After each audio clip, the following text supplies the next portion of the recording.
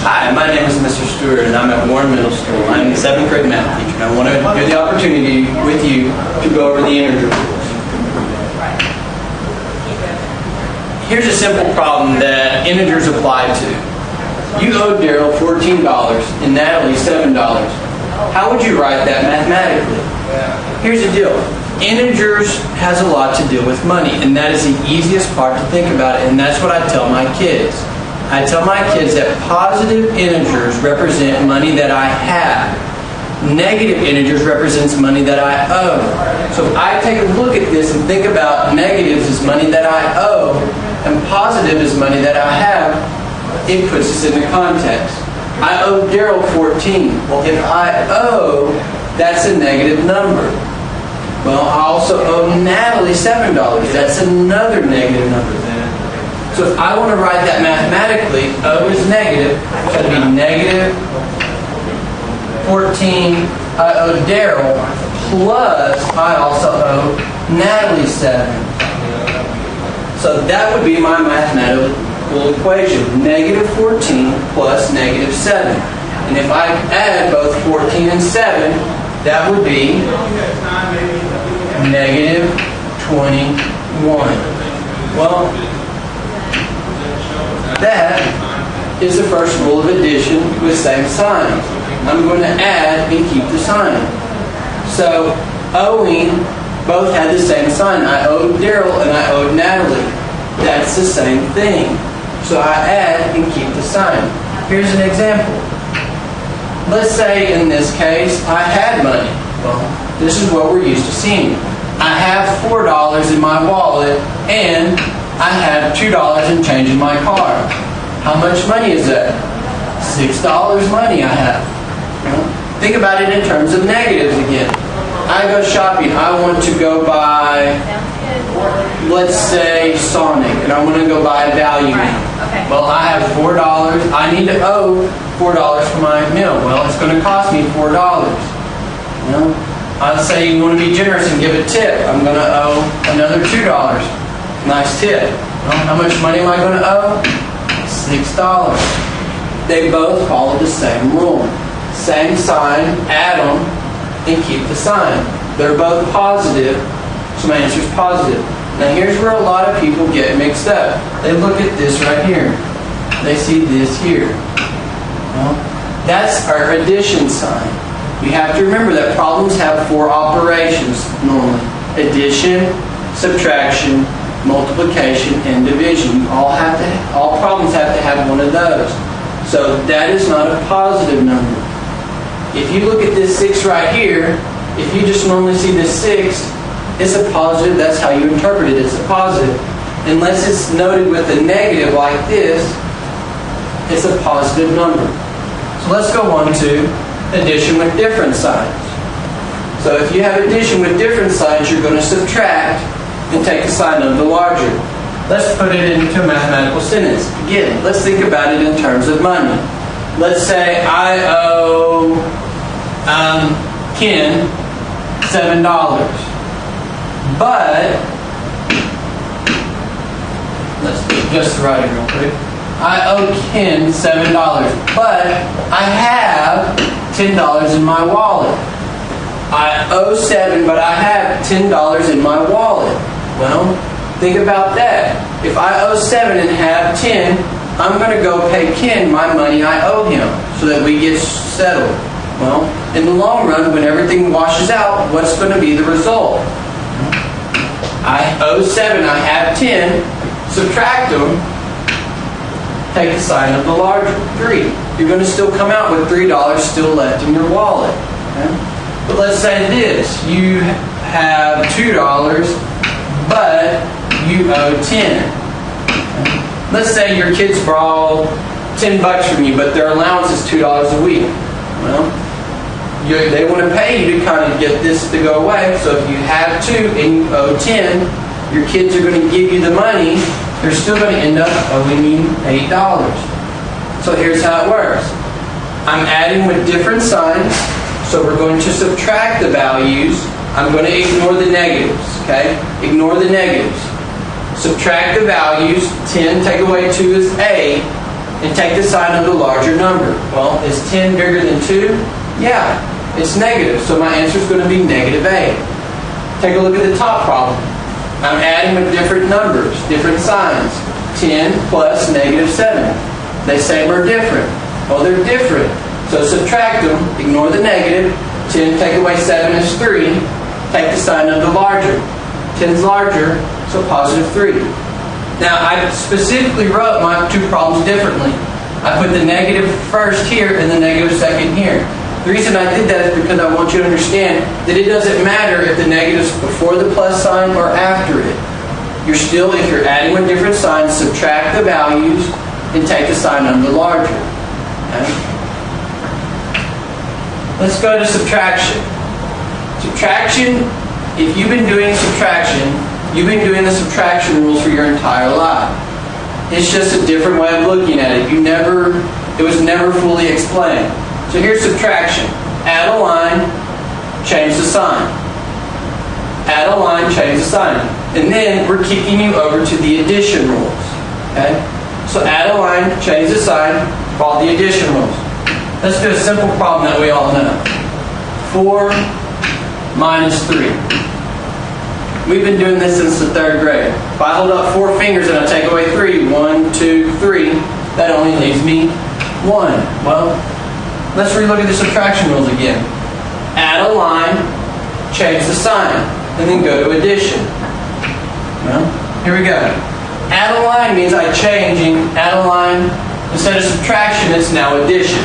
That's my add a line. Change the sign is I'm going to change the value of the second number. I'm not going to touch the first number, I'm only going to do the second number. What I told my kids, this is typical of a marriage. Think about ladies when they get married. They keep their first name, but they change their second name, most commonly. So this stays the same, and this one changes. So we added our line, now we'll change the sign. So now instead of a positive 3, it's now a negative 3. Okay? So now we have 4 plus negative 3. Well, if we remember our addition with different signs, subtract, take the sign of the larger. So if I subtract 4 and 3, I get 1, take the sign of the larger. Which one's bigger, 3 or 4? 4 is in its positive, so positive 1. Okay? Let's do another one. Let's take a double-digit number.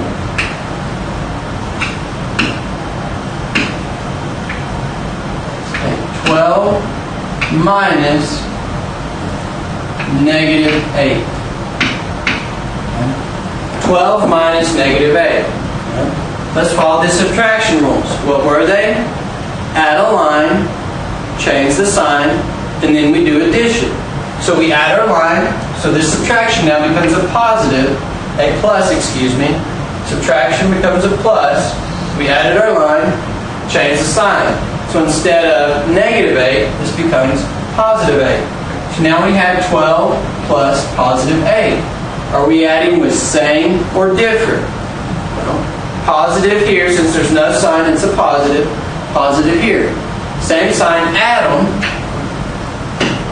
and keep the sign. So, positive 20. Let's do one more. I'm going to give you the opportunity to do it before I solve it with you. I want you to take negative 15 minus 5. Take this opportunity and solve this. So, let's have at it. We're subtracting. Our rules are always going to apply whenever we're subtracting. So I have negative 15 minus 5. So, add a line, step 1. What's step 2? Change the sign. So now my problem reads negative 15 plus negative 5. Well, now we go back to our addition rules. We have two addition rules. We have same sign and different. So, do we have same or different here? Same sign. Negative and a negative. So follow the rules. Same sign, we're going to add and keep the sign. They're both negative. So remember, how we wanted to read it. I owe someone 15 and I owe someone 20. Well, how much money total am I going to owe? Negative 20.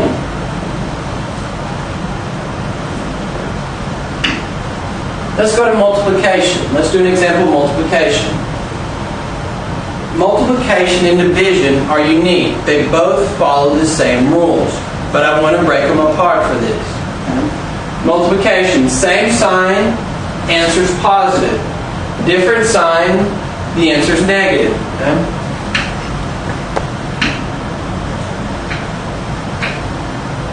Same sign, answer's positive. Different signs, answer's negative.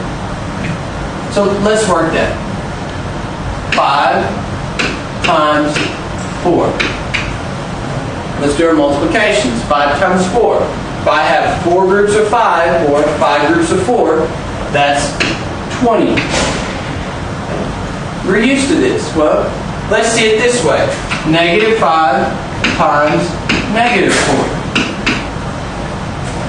Let's remember multiplication. Are these both the same sign? Yes, they are. Well, are these both the same signs? Yes, they are. So if they're same, my answer is going to be positive. And this is what I tell my kids. I relate it to as if you're in a relationship. If you both come up on the same answer for something, you're going to have a good thing. That's positive. That's a good thing. Because we agreed on it. We had the same thing. So we're positive. However, let's do an example of where we're different. Negative 3 times 7. Negative 3 times 7. Well, here's the deal. Are we different? So if I get this, if I have a negative and my spouse has a positive, are we going to be getting along that night? No, we're not. That's a negative. That's a bad thing. Well, follow the multiplication rules. Multiplying with different signs. Negative 3 times a positive 7. They're different, so my answer is going to be negative. Now multiply it out. 3 times 7, 21. Okay? Let's do another example. Let's say 9 times negative 3. I want you to do this problem. Okay? So I have there's no value here, so what does that make this 9? Is it a positive or negative? Okay. Remember, if there's no sign, it's going to be a positive value. So a positive times a negative. I'm for a reason, my wife's against it. Are we going to have a good night? No, we're not. It's going to be negative. We have different signs. So 9 times 3, negative 27. Now let's go on to the last rule. Division. Remember what I said, division follows the same rules. If you have the same signs, the answer is positive. If you have different signs, the answer is negative. So, same signs, positive, different signs, negative. So, let's put it into action. Negative 25 divided by negative 5. Negative 25 divided by negative 5. Well, take a look at your signs. Negative and a negative. If my wife and I have the same opinion on something, that's a good thing. We're going to get along that night. It's going to be positive and then divide it out. Positive 5. Okay? Let's take a look at another example. Let's take 64 divided by 8. Same sign or different? Remember, if we don't have a sign here, it means it's positive. 64 divided by 8 is going to make it 8. Now here's a rule to remember. When you have a division sign like this, the first number, when you want to divide it out, the first number always goes inside. I tell my kids this, is that when you go on a date and you want to open the door and let someone in, guess who goes first? The ladies. Well, first number, the ladies always go first. So the first number goes first. The second number goes outside. So we have 64 divided by 8, or 8 dividing into 64. First number always goes inside. And this concludes the rules of integers. Thank you for your time today.